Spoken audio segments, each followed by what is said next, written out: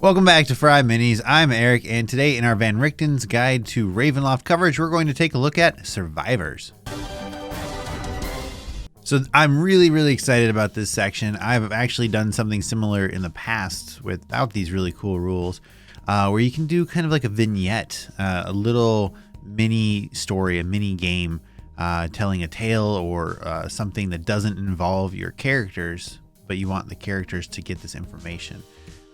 We used this when there was a evil army of Koatoa attacking, or Swagan actually, and I wanted the players to get an idea of just how they were just destroying little villages and hamlets and everything. So we went up with some commoner kind of stat blocks versus these strong, equal to the player level character monster stat blocks, and they were just demolished. And I think it worked pretty well. And so this is a long-winded way to say, here are some rules for that. Let's take a look. Terror doesn't come just for the brave and prepared, often quite the opposite. Some of the most harrowing horror stories involve the least likely heroes, individuals who find their simple lives transformed into waking nightmares. In most horror adventures, your players will employ familiar, adventure-ready characters.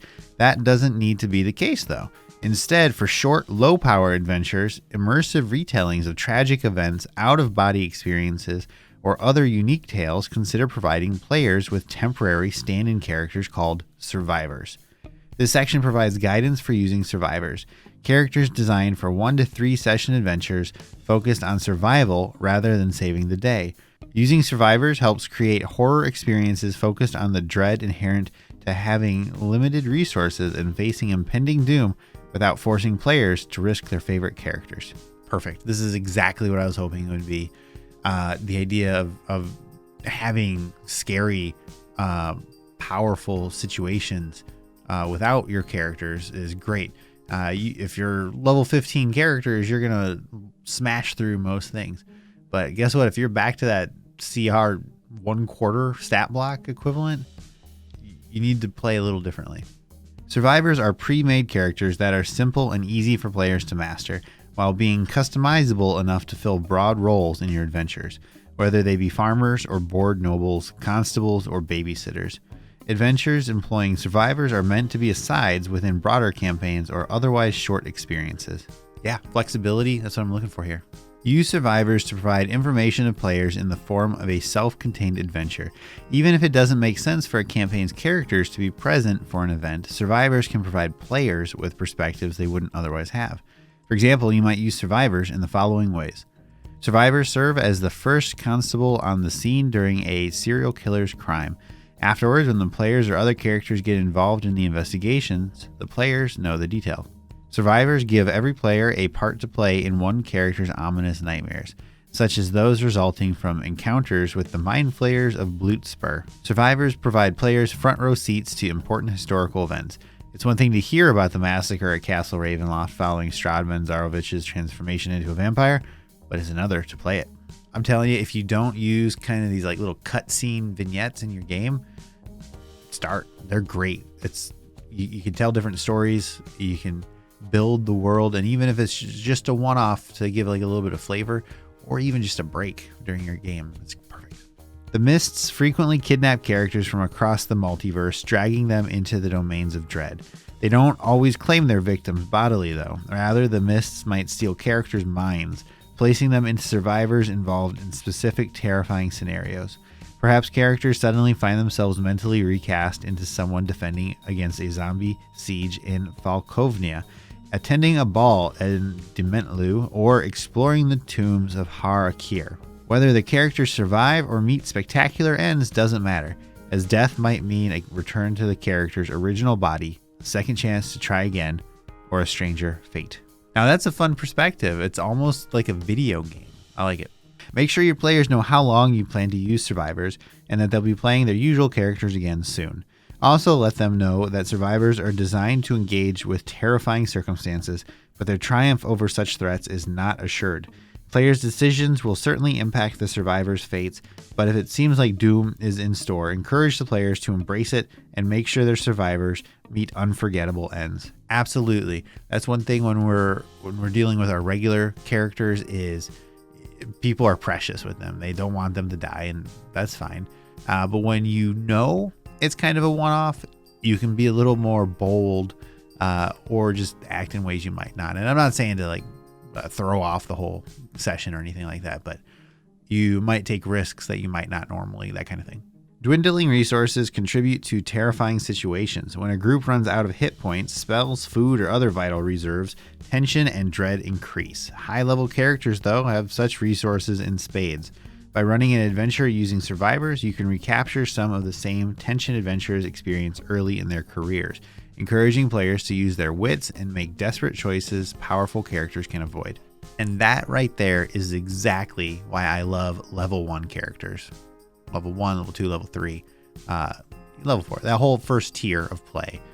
Of course, it's good to spice it up, but if I could only have one, low level for me. Survivors allow you to control how players will engage with a horror adventure.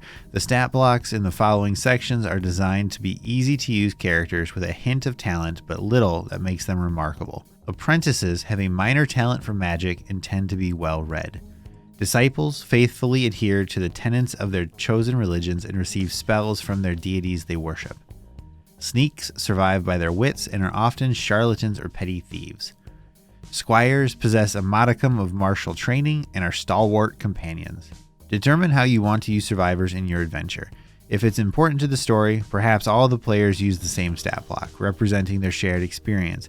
A group of sneaks might all be detectives, while a band of disciples might face a terror unleashed upon a monastery. You can also allow players to choose their own survivors, as any survivor might fill a general role like noble, villager, or sailor. Make use of these ready-made characters in whatever ways suit your adventure best. So let's take a quick look at the stat blocks.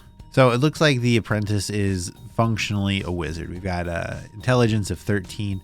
And we have some spellcasting abilities here. So we have Firebolt as a cantrip. We have Minor Illusion as a cantrip. We can cast Grease twice per day, as well as Burning Hands twice per day. Now, I do wonder why these are listed in different sections. I guess I don't understand why Burning Hands is spelled out, whereas Grease is just listed at twice per day. Oh well. Let's take a look at Disciple. Yep, so Disciple is our cleric stand-in. We have Guidance, we have Sacred Flame, as well as Cure Wounds, which is great, twice per day. I still don't understand why Sacred Flame is spelled out the way it is. All of these ACs and HPs are low. Okay, let's head to Sneak. So Sneak's really interesting. You've got a shield, and you've got a bonus action Disengage. I mean, it keeps us away from being just a rogue and gets us into some other archetypes, but that's a strange one. Okay, so now over to our fighter-esque type. That is the Squire. Okay, so most of this for the Squire looks totally fine. But look at that bonus action. A bonus action to shove a creature up to 5 feet while you're wearing a shield. Why does this Squire have a better bonus action than the Shield Master feat? I don't see anything about, well, if you do it after the attack or before the attack or blah, blah, blah, blah, blah. You could just do it as a bonus action. I mean, there's no knockdown, but whatever.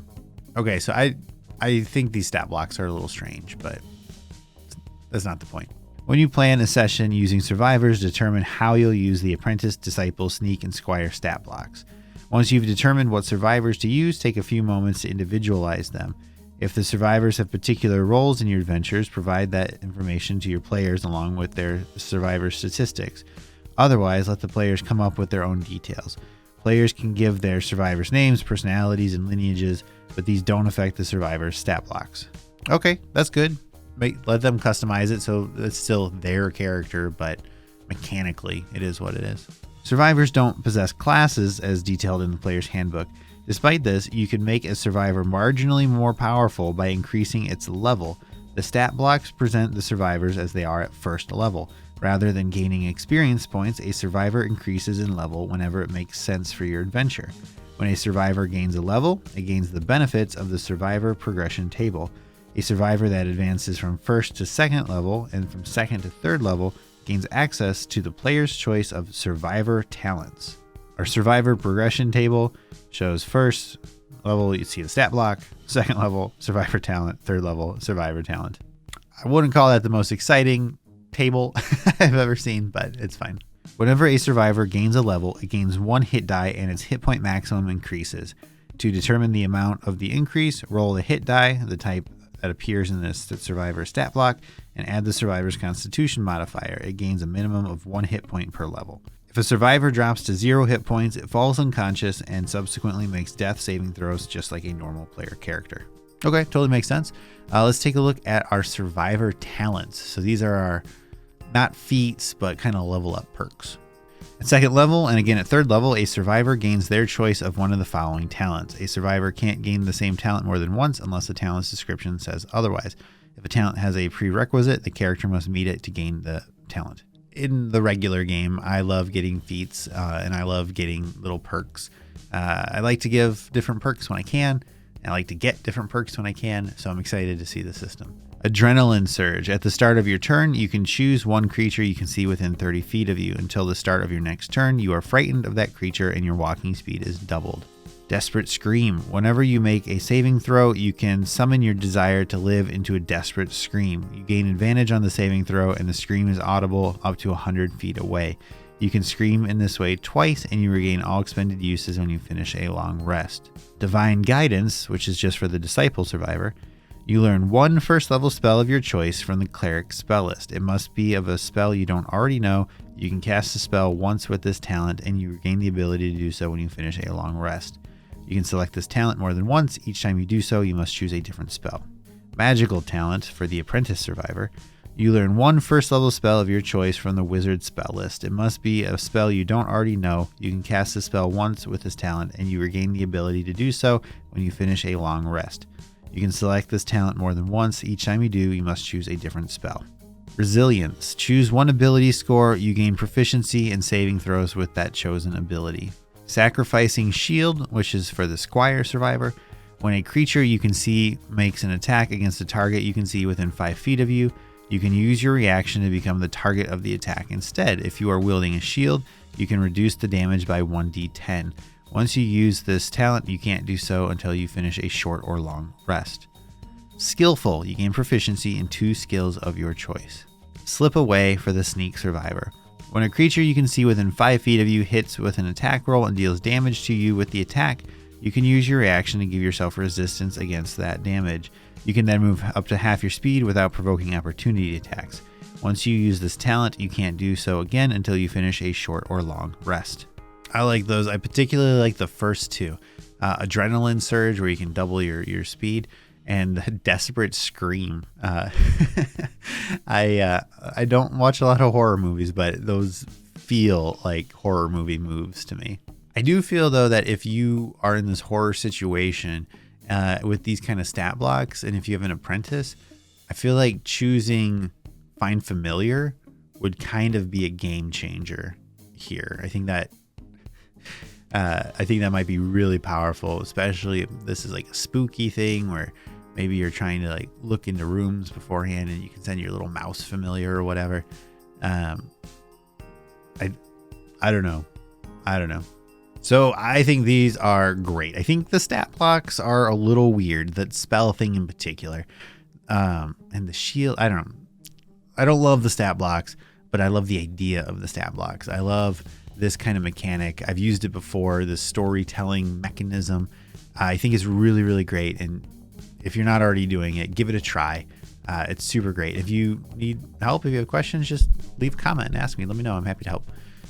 So tell me, how would you use a survivor in your game? Go ahead and please like and subscribe. Stay tuned for more Van Richten's Guide to Ravenloft coverage here on FryMinis. Thanks for watching.